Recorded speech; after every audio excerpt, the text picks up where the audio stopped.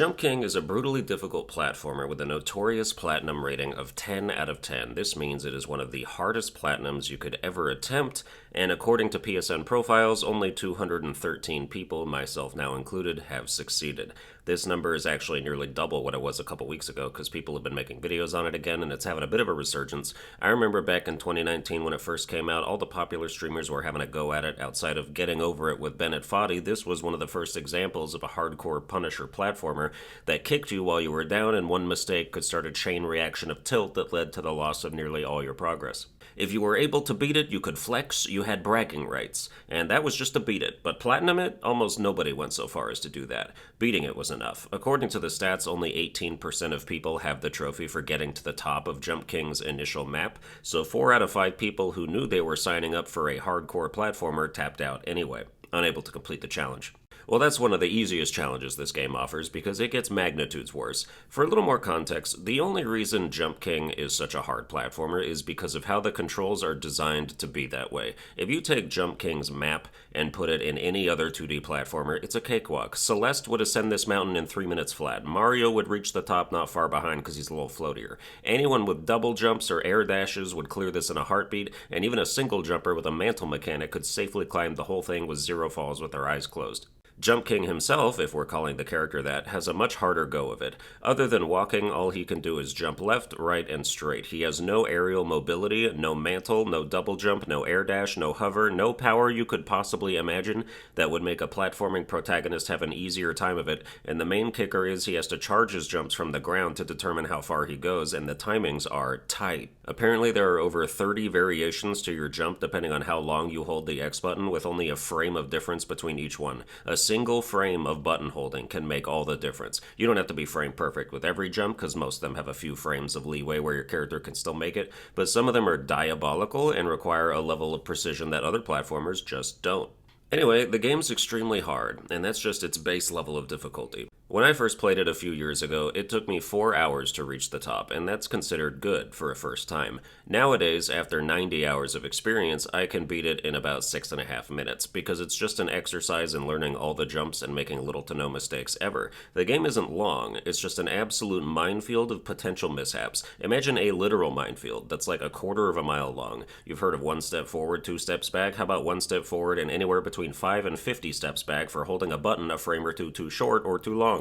If it wasn't a minefield, you could walk that shit in no time, no problem. It's just a single lap around the track, 400 meters of breezy free traversal, but it looks like someone laid hundreds of mines across the most direct path, and now you really have to think about how you approach this stroll, or the knockback of these blasts is really going to ruin your forward momentum. So that in and of itself is enough, except it's not, because there are also items you can buy that make the game much harder, that you would only even consider buying because some trophies say you have to. Like, what if there was an item called the Snake Ring that makes every surface slippery? You think you're used to that minefield after a few hours, try it now that it's entirely made of ice. Or buy some giant boots that disable your ability to even walk in the first place. Now you can only jump from place to place, and the timing of them matters even more because they have to set up for all the following jumps with no wiggle room. Oh, there's also 3 different maps to learn. Did I mention that? And every item challenge has to be completed on all 3. Also, all 3 maps have a trophy where you are not allowed to fall a single time. 1 frame imperfect jump, goodbye, restart, try again. It's nigh impossible.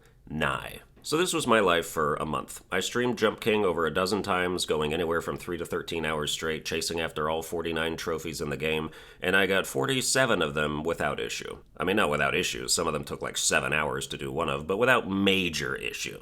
All the no-walking giant boots runs and slippery snake ring runs for all 3 maps completed from the ground up on pure skill and determination. Even the no-fall trophy for the first map was defeated without even using a cheese that most players use, where you can start from the DLC area and skip half the map. Only because I didn't know about it, or I absolutely would have also done that, but so I get more bragging rights than most in this particular area. But 2 trophies eluded me. The 2 no-fall trophies for the other 2 maps, called New Babe Plus and Ghost of the Babe. Some people may say the original Jump King map is hard enough. It is baby formula compared to New Babe Plus and Ghost of the Babe.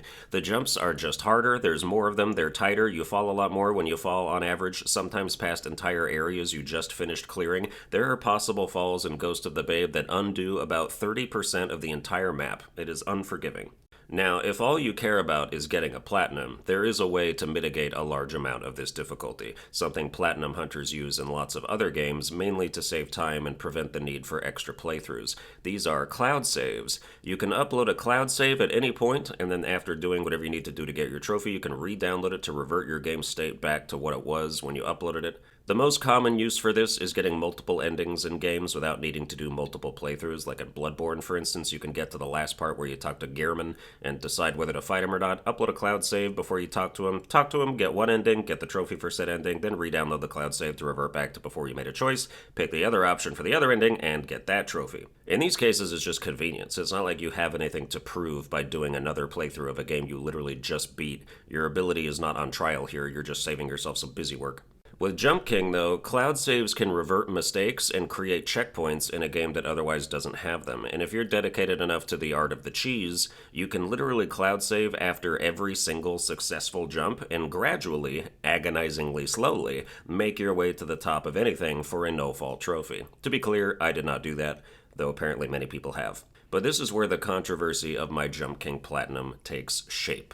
I attempted the Ghost of the Babe no-fall trophy for like a dozen hours, maybe more, saveless and cheeseless. It was by far the longest I spent on a single challenge, made ever more frustrating because I almost completed it 5 separate times. 5 times I fell once, late into the run, and then finished the run without any additional falls. Once or twice would be bad enough. The feeling of you were so close, you fucking asshole, how could you do this, is not something that needs additional doses. But 5 times is unreal, unlucky, and intolerable. According to my albino arithmetic, which is not dissimilar in practice to the famous concept of girl math, 5 almosts basically equals 1 triumph, a practically incorrect equation that achieves an emotionally correct solution. So in my heart, I'm like, I already did it, fuck you. I did 99.5% of the run flawlessly 5 different times. Statistically, that's more precision than it takes to get 100% once, even if they got 99.5% a couple times too. I've demonstrated what I need to demonstrate, just give me the damn trophy.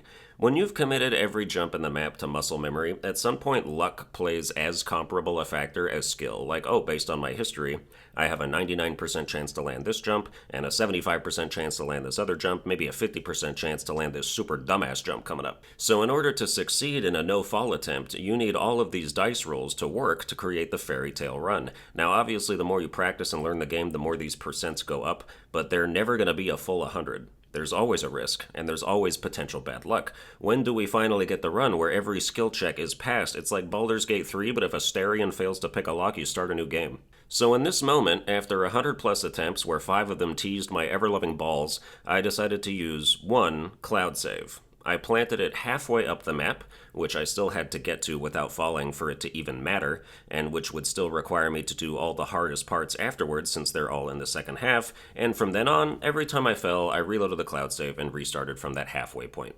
After 10 or 15 more attempts, I had the trophy. 48 of 49. We're not counting the actual platinum trophy itself, as that is a given when you get the rest of them. Technically, I had 47 of 49 at this point, but one of the missing ones is the platinum, so whatever. But herein lies the controversy, as some people are upset or disappointed or indignant or haughty about the idea that I would use even 1 cloud save to surmount Jump King's greatest challenge. By some people, I mean I saw like 2 comments that express this, but YouTube comments are like roaches. If there's one you can see, there's 100 you can't. Not like the comments are hidden, but that their sentiments exist in the minds of people who just aren't bothering to type them out. So to me, 2 comments equals 200 inward sighs of disdain. Maybe that's more albino arithmetic, but I wanted to air this out anyway. Just to have everything on the table, platinuming this game was a challenge issued to me by a viewer who put a $1,000 bounty on obtaining the platinum trophy. There were no stipulations associated with this. I could have cloud saved every jump of the way, and he would have, probably not paid it out anyway, but he didn't say not to do that in the beginning, so I could have been a bitch about it if that were my personality. In fact, after I struggled with 100 plus attempts on the no-fall challenge for New Babe Plus, the second map, which happened before Ghost of the Babe, so I'm telling this a bit out of order, but he actually offered me the ability to use 1 guilt-free cloud save wherever I chose. The funny part is, I tried using it on New Babe Plus in that moment, but my cloud save got corrupted almost immediately because Sony was having issues that day and affected my cloud saves for every PS4 game I had. So out of frustration, I moved on from that challenge and went to Ghost of the Babe without completing it, with full intention to still use that free cloud save on New Babe Plus when I got back to it. Then we hit the 13 hours of frankly rude struggle with Ghost of the Babe that you already know about, and I asked the bounty master if I could essentially buy another cloud save off of him by lowering the bounty by $100, and he agreed. So instead of $1,000, I get $900 and a second cloud save. I will be completely honest here. I think that was a goated fucking maneuver. It was like a reality competition show where the contestant has a certain amount of potential prize money and can choose to spend some of it on boons that will help them win, but at a cost. I'm playing Wheel of Fortune with all consonants out here. Let me buy a damn vowel. The only thing I regret is that my luck was so bad that it even had to come to this. We're going for one no-fall run, and we get 5 one-fall runs. Keep me out of the casino and uninstall every gacha game from my PS5. That last one already happened. I haven't played Star Rail since I platinumed it like 6 months ago. Is my platinum journey inherently less impressive than someone's who did the same thing but used no cloud saves? Yes. Although you can split hairs with how long it may have taken them to do each individual challenge versus how long it took me to do the 95% of trophies that I did without cloud saving. If you haven't seen a lot of people play Jump King, and you only watched me, you might have a skewed idea of how long it generally takes to do shit. It's impossible to make this point without sounding very egotistical, but I am miles ahead of almost everyone when it comes to first attempt times. Giant Boots runs in an hour, Snake Ring runs in an hour or two.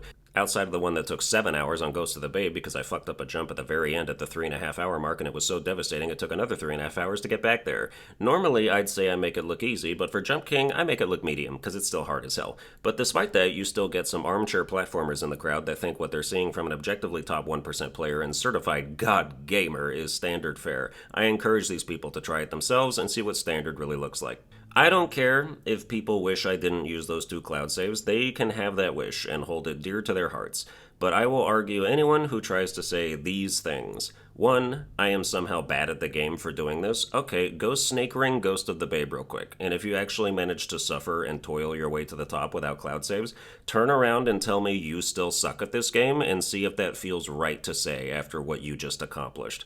Number 2, the platinum is not legitimate. If that's the case, then most of the people who have it are not legitimate, and they used a lot more saves than I did. The trophies say you must reach the top of each map without falling. I succeeded in that on its face. I just cut it in 2 halves and spliced them together. I played flawlessly before the cloud save, and I played flawlessly after the cloud save. I feel like people view it like I inherited the cloud save from my father, like a trust fund kid. You didn't earn that. You didn't work for that. I literally did, dude. I created it myself, in between the beginning and end of 2 different flawless runs. I even paid for it, and I still made it myself. I'm not submitting an edited speedrun and trying to fool the world and become the subject of 12 different cheater expose videos. I did this in plain view of all of you because I still earned that platinum, and if you disagree, you can take it up with my brick wall. Anyway, my next platinum quest is already underway with Kingdom Hearts Birth by Sleep, so check out those streams and catch me live if you feel like it. Well, that's going to do it for this episode. I hope you enjoyed it. If you did, you can like, share, and subscribe. Watch all my other videos without falling in love. Difficulty impossible. And I'll see you guys next time.